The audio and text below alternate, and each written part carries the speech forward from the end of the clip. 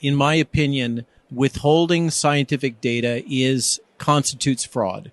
This is scientific fraud, in my opinion. If I was to publish a study in which I had a large body of epidemiologic data and I decided to only publish part of it because I wanted to advance some agenda, I would be guilty of scientific fraud. The paper would be withdrawn. I would be kicked out of my academic institution. I would be guilty of scientific fraud. That's what this is.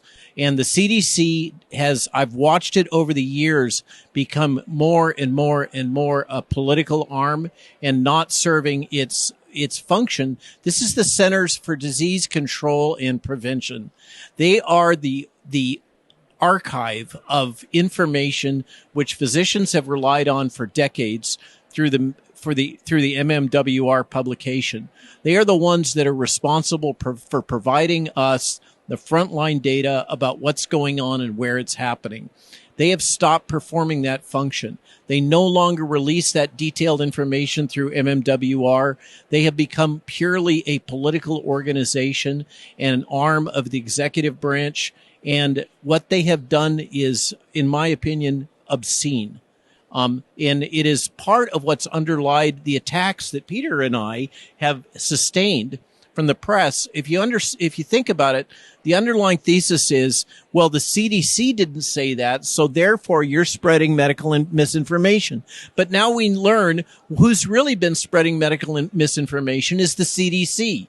I think we're all owed an apology. I think that this data that they have been withholding, it's not just the 18 to 49-year-old triple boost efficacy data. It is a ton of information. They've been intentionally withholding it. That's why we've been attacked. It is unjust. We are the ones, it turns out we are completely vindicated. We have been speaking truth, and it's a truth that's been hidden from the American public. And more important, it's been hidden from other physicians, and it's been hidden from public health authorities. That article was powerful if you look through it. The New York Times tried to hide it, and they dropped it on President's Day, and they wrote it in ways that tries to obscure what's really going on. But what's going on here is criminal, in my opinion. Yes, I wanted to ask, you just mentioned that would be severe consequences if a scientist performed something like that. Will there be consequences for the federal government? So I've spoken repeatedly for those people that are within the government. We call them govies for slang. The folks working at the CDC that gave these interviews to the New York Times but wouldn't share their names. I think they are now at a point of choosing. There are going to be legal consequences, and I believe they have a choice. These government employees that have been participating in hiding this data, they can either be defendants or they can be witnesses. It is time for them to step up and speak out. And if they want to do a whistleblower action, speak to Senator Ron Johnson. His office is in business looking for this. And when the midterms are done and he's reelected and the Republicans take the Senate, he's going to be in charge of the Senate Subcommittee on Investigations. And I can tell you that he is ready to go. Would you like to? I just add to that this isn't the only area of concerns on data transparency.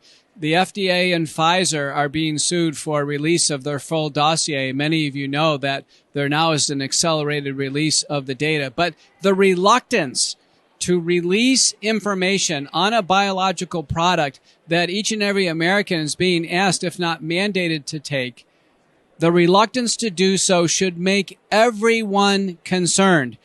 The other area of data transparency we're extremely concerned about is the Department of Defense epidemiological database information that was released on the January 24th Senate panel, a second opinion chaired by Senator Ron Johnson. And their lead attorney, Tom Wren's co-counsel, Lee Dundas, presented the data. And the whistleblowers, in fact, did disclose their names, lead whistleblower being Flight Surgeon Teresa Long.